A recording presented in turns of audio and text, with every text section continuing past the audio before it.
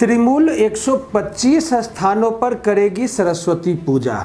विधायक अदिति सिंह के बयान पर भाई का पलटवार, कहा हिम्मत है तो दोबारा चुनाव लड़े। नीतीश सरकार के 17 नए मंत्रियों में किसके जिम्मे कौन कौन सा मंत्रालय। यूं रहा गुलाम नबी आज़ाद का अब तक का सियासी सफर। ये है आज प्रमुख खबरें, बात खबरों की।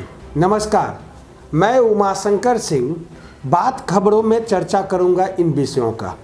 सबसे पहले, तृणमूल कांग्रेस 125 स्थानों पर करेगी सरस्वती पूजा। पश्चिम बंगाल में आने वाले विधानसभा चुनाव में पूजा पर तकरार दिख रहा है।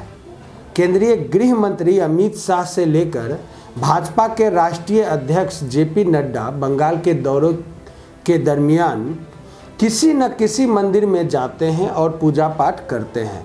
अब तृणमूल कांग्रेस ने भाजपा की मंदिर मस्जिद वाले खेल में खुद को उससे टकराने की जिम्मेदारी दी है और इसमें कोई कसर नहीं छोड़ना चाह रही है। बंगाल में सरस्वती पूजा को लेकर तृणमूल कांग्रेस ने जवाबी योजना बना ली है। हुगली जिले के 18 विधानसभा सीटों पर तृणमूल कांग्रेस की तरफ से सरस्वती पूजा का भव्य आयोजन किया जाएगा। कुल 125 जगहों पर सरस्वती पूजा करवाने की योजना है। इसके अलावा देवी सरस्वती की झांकी भी हुगली जिले में निकाली जाएगी। विधायक अदिति सिंह के बयान पर भाई का पलटवार, कहा हिम्मत है तो दोबारा चुनाव लड़े। सोनिया गांधी की अपनी संसदीय क्षेत्र में गैर मौजूदगी को लेकर विधायक अदिति सिंह द्वारा उठाए गए सवाल पर उनके ही भाई ने पलटवार किया है। अदिति सिंह के चचेरे भाई व कांग्रेस नेता ने उन्हें दोबारा विधानसभा का चुनाव लड़ने की चुनौती दे दी है। सोशल मीडिया पर लिखे एक पोस्ट में कांग्रेस नेता मनीष सिंह ने कहा कि अदिति सिंह का बयान असंवेदनशील है। पूरा देश जानता है कि सोनिया गांधी का स्वास्थ्य इस समय ठीक नहीं है। ऐसे में यह सवाल उठाना उनकी संवेदनहीनता का परिचायक है। उन्होंने कहा कि जिसके अंदर इतनी मानवीय संवेदना नहीं है वह कैसे जनमानस की सेवा कर सकती है। मनीष ने विधायक को चुनौती देते हुए कहा कि कांग्रेस में उन्हें नाम, पद, सम्मान सब कुछ दिया है। यदि उनमें हिम्मत हो तो इस्तीफा देकर अपने दम पर दोबारा चुनाव लड़ ले। उन्होंने कहा कि कांग्रेस की पूरी टीम KL शर्मा के सानिध्य में जनता के लिए काम कर रही है और आगे भी करती रहेगी। उल्लेखनीय है कि कांग्रेस की बागी विधायक ने सोनिया गांधी के अपने संसदीय क्षेत्र की गैर मौजूदगी पर सवाल उठाते हुए कहा था कि उन्हें जनता की समस्याओं से कोई लेना देना नहीं है और वह नामांकन के बाद 1-2 बार ही रायबरेली आई है। नीतीश कुमार के सरकार के मंत्रिमंडल का विस्तार आज हो गया है। इसमें 17 लोगों को मंत्री बनाया गया है, जिसमें 8 मंत्री जदयू कोटे से हैं जबकि 9 मंत्री भारतीय जनता पार्टी के कोटे से। इन मंत्रियों को मंत्रालय भी सौंप दी गई है जो मंगलवार को होने वाली कैबिनेट की बैठक में शामिल भी होंगे। राजभवन के राजेंद्र मंडप में आयोजित शपथ ग्रहण समारोह में मुख्यमंत्री नीतीश कुमार शामिल हुए और राज्यपाल फागू चौहान ने राज्य सरकार के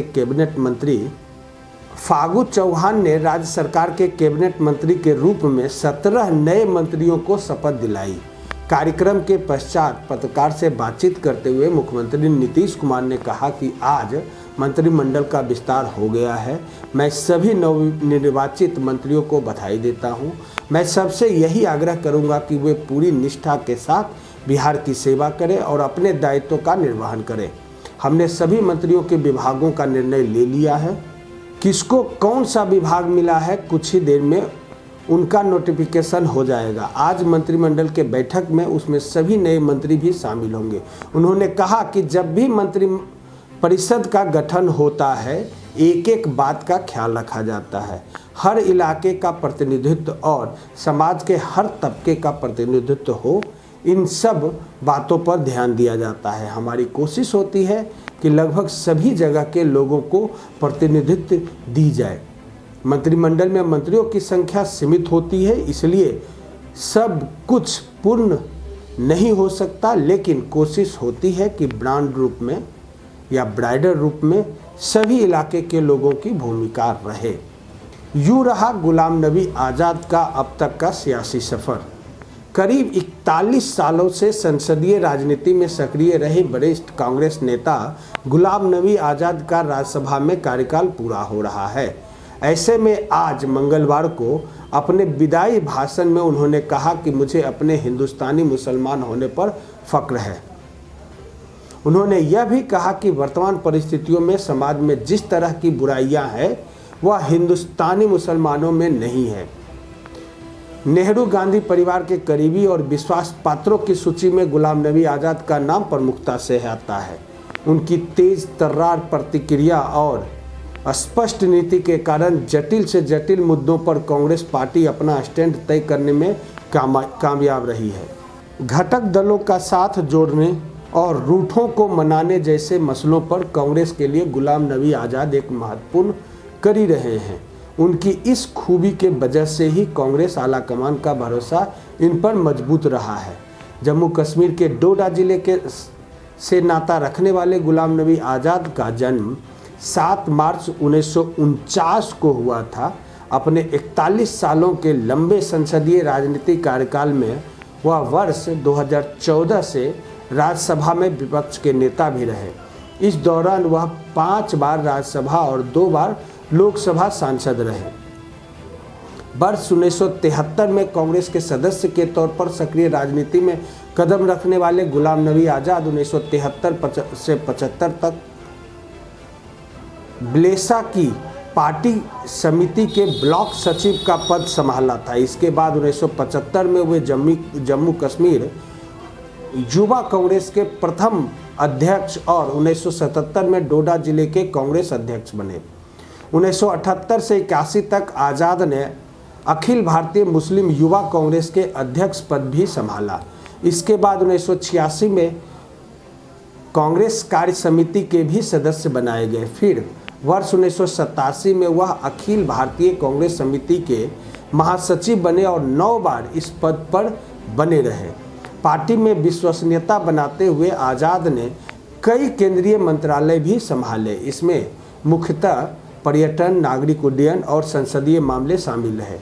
वही आज़ाद के जम्मू कश्मीर प्रदेश कांग्रेस कमेटी का अध्यक्ष रहते कांग्रेस को विधानसभा चुनावों में 21 सीटों पर जीत मिली थी।